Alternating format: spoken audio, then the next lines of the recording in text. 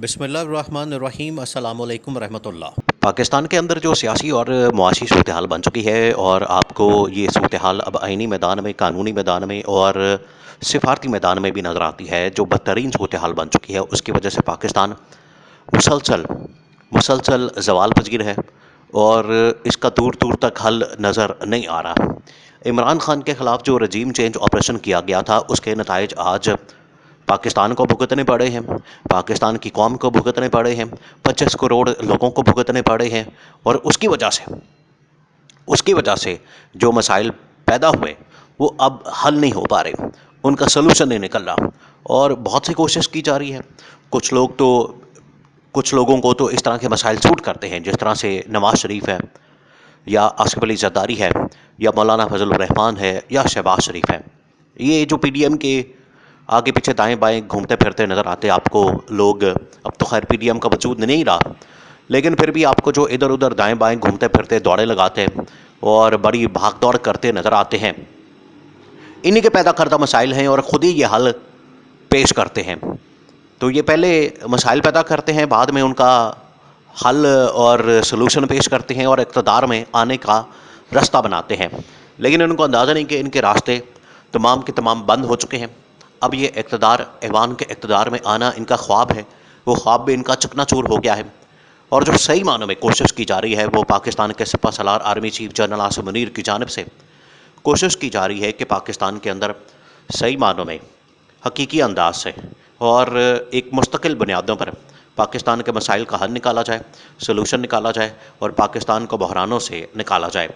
और उसमें सिर्फ एक ही लीडरशिप नज़र आती है, जो कि इमरान खान है, जो अभी अटियाला जेल में मौजूद है, लेकिन अब उसकी रिहाई के हवाले से इंतज़ामात, मामलात वो अब तय हो चुके हैं। अब आपने इस मामले को समझना है। देखिए, पाकिस्तान के अंदर जिस दिन से रजीम चेंज ऑपरेशन किया गया है, पाकिस्तान के हालात दिन ब दिन बिगड़ते चले गए और आज सूरत हाल ये पैदा हो चुकी है कि पाकिस्तान में मुआशी अदम इस्तेहकाम, पाकिस्तान के अंदर सियासी अदम इस्तेहकाम, पाकिस्तान के अंदर आइनी कानूनी मैदान के अंदर आपको बहरान नज़र आते हैं और सिफारती मैदान में भी। अभी आपको कुछ पॉलिटिकल पार्टीज़ भाग दौड़ करती नज़र आती हैं और कुछ सियासतदान और लीडरान भाग दौड़ करते नज़र आते हैं, जिसमें ये नून लीग भी शामिल है, पीपल्स पार्टी भी शामिल है। अब नई पार्टी जो बनाई गई थी इस्तेहकाम पार्टी, उसने भी अपना कैंपेन शुरू करती है, जलसे जुलूस शुरू करती हैं। अलीम खान, जहांगीर तरीन दोनों जलसे जुलूस करते नज़र आते हैं। परवेज़ खटक तो बिल्कुल मंजर से गायब हो गया है, उसको तो पता ही नहीं चल रहा, उसको तो अंदाज़ा ही नहीं हो रहा उसके साथ जो हाथ हुआ है, उसके साथ जो फ्रॉड हुआ है, उसके साथ जो दो नंबरी हुई है, उसकी वजह से परवेज़ खटक की तो हालत ही बिल्कुल बिगड़ गई है। और जो उसने सियासी फ़ैसला किया है, वो सियासी फ़ैसला उल्टा उसके गले पड़ गया है। तो ये भाग दौड़ जो नज़र आती है आपको मंजरनामे पर, सियासी मंजरनामे पर, वो इस वजह से नज़र आती है कि ये हर कोई अपना हल पेश करके, सलूशन पेश करके इक़्तिदार में आना चाहता है, ऐवान के इक़्तिदार में पहुंचना चाहता है। इक़्तिदार के ऐवानों में रास्ता बनाने की हर किसी की जानिब से कोशिश की जा रही है और डील बना के, एनआरओ लेके, पैकेज करके रास्ता निकाला जा रहा है। लेकिन अब इसमें से रास्ता निकलना नहीं है। उसकी वजह यह है कि एक तो अवाम ने तमाम रास्ते बंद कर दिए हैं। आपको पहले अवाम की अदालत में जाना पड़ेगा और अवाम से आपको वोट लेना पड़ेगा। अगर आपने पाकिस्तान के अंदर अब सियासत करनी है तो आपको अवाम की अदालत में जाके सुरखरू होना पड़ेगा। और अभी जो हालिया सर्वे, हालिया पोल्स, हालिया जो इस हवाले से जितनी तमाम के तमाम पॉलिटिकल पार्टीज़ की और तमाम के तमाम पॉलिटिकल लीडरान की इस हवाले से देखा गया है कि किसकी कितनी पोजीशन है, किसकी कितनी पॉपुलैरिटी है। उसने तमाम पॉलिटिकल पार्टीज़ को बेनकाब कर दिया, उसने उनका असल चेहरा अवाम के सामने रख दिया है और उनकी जो असलियत है वो खुलकर सामने आ गई है, जिसके अंदर तमाम पॉलिटिकल पार्टीज़, नवाज शरीफ की पीपल्स पार्टी, आसिफ अली जरदारी, बिलावल भुट्टो, मौलाना फजल रहमान, ये तमाम के तमाम लोग बुरी तरह से बेनकाब हो गए हैं और अवाम ने इनको रिजेक्ट कर दिया है। तो ये पहला इम्तिहान था जिसमें ये मुकम्मल तौर पर नाकाम हो गए हैं। दूसरा जो इम्तिहान है वो है इस्टेब्लिशमेंट का। अब आपको इस्टेब्लिशमेंट की कबूलियत देखें, यहाँ पर पाकिस्तान के अंदर कबूलियत की बड़ी रट लगाई जाती है और कबूलियत की बड़ी बात की जाती है कि पाकिस्तान के अंदर जो ताकतवर हलके हैं, ताकतवर इदारे हैं, जितनी देर तक आपको वहाँ से कबूलियत नहीं मिलेगी, आप इक़्तिदार के ऐवान तक नहीं पहुँच सकते। तो ताकतवर हलकों की जानिब से भी तमाम पॉलिटिकल पार्टीज़ के लिए रास्ता बंद कर दिया गया है और उनको बता दिया गया है कि आपकी जो पिछली परफॉर्मेंस है वो इस कदर काबिल सताइश नहीं है, वो इतनी काबिल नहीं है कि उसकी बुनियाद के ऊपर आप इलेक्शन जीत सकते हैं, उसकी बुनियाद के ऊपर आप इक़्तिदार के ऐवान में आ सकते हैं, उसकी बुनियाद के ऊपर आपको हुकूमत दी जा सकती है, क्योंकि आपने मनी लॉन्ड्रिंग, लूटमार, करप्शन, फिर वो आके बाज़ार गर्म करना है। तो इससे बेहतर है कि एक ऐसी ऑप्शन निकाली जाए जो कम से कम ईमानदारी, सदाकत और दयानत के अंदर अपना कोई सानी नहीं रखती।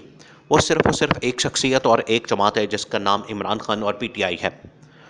तो इस हवाले से ये फ़ैसला जो किया गया है इस्टेब्लिशमेंट की जानिब से, अवाम की राय को देखते हुए, मकबूलियत, अवाम में मकबूलियत को देखते हुए और जो पाकिस्तान के अंदर सूरत हाल है उसको देखते हुए ये फ़ैसला किया गया है कि पाकिस्तान में एक ऐसी लीडरशिप की ज़रूरत है जो कि वाकई में ईमानदार हो और आलमी सतह के ऊपर उसकी अहमियत हो। और ये पाकिस्तान की टॉप मिलिट्री कमान ने भी इस हवाले से इनको बता दिया, आगाह कर दिया कि ये अब इस तरह से नहीं हो सकता कि आप दोबारा से पुराने चेहरों, पुराने लोगों को, पुराने जो लूटमार करने वाले, करप्शन करने वाले, मनी लॉन्ड्रिंग करने वाले, उन्हीं को नवाज दें, उन्हीं को आप ज़बरदस्ती अपने कंधों पर बिठाकर इक़्तिदार उनके हवाले कर दें। तो ये मुल्क के साथ भी जाती है, पाकिस्तानी कौम के साथ भी जाती है, 25 करोड़ लोगों के साथ भी जाती है। तो ये सिलसिला बंद करने की ज़रूरत है और अवाम की अदालत में जिसको जितना वोट पड़ेगा, अवाम की अदालत में जिसको जितनी सपोर्ट मिलेगी, अवाम की अदालत में जो जितनी सपोर्ट हासिल कर पाएगा उसको उसी हिसाब से शेयर मिलेगा, उसके हिसाब से उसको हुकूमत में हिस्सा मिलेगा। लेकिन जिसकी पॉपुलैरिटी ज़ीरो है, अवाम में उसकी हैसियत कोई नहीं, अब हर रोज़ एक नया प्रोपेगेंडा, नया शोशा छोड़ा जा रहा है और नून लीग की जानिब से नया प्रोपेगेंडा शुरू कर दिया गया है कि इमरान खान को किसी तरह से हमने बेईमान, करप्ट, लूटमार करने वाला, डाकू साबित करना है, चोर साबित करना है। लेकिन इनकी जो कैंपेन है, इनका जो प्रोपेगेंडा है वो बुरी तरह से नाकाम होना है और नाकामी की वजह यह है कि आप इमरान खान को करप्ट, चोर, डाकू, खुद ये चोर, डाकू और करप्ट हैं और ये चले हैं इमरान खान को करप्ट, चोर, डाकू साबित करने के लिए। तो पहले आप अपना आप ठीक करें, पहले आप अपने आप को ठीक करें, फिर आप इमरान खान के ऊपर इल्ज़ामात लगाएं और इमरान खान को चोर, डाकू, करप्ट साबित करने की कोशिश करें। तो इनकी कोशिशें नाकाम हो चुकी हैं। पाकिस्तान की टॉप मिलिट्री इस्टेब्लिशमेंट ने इस हवाले से इमरान खान को ये बता दिया है कि आपकी पॉपुलैरिटी को देखते हुए, मकबूलियत को देखते हुए ये अंदाज़ा लगाया जा सकता है कि अगले वज़ीर-ए-आज़म 8 फरवरी 2024 को आपने ही बनना है और ये अवामी अदालत ने इस हवाले से फ़ैसला करना है।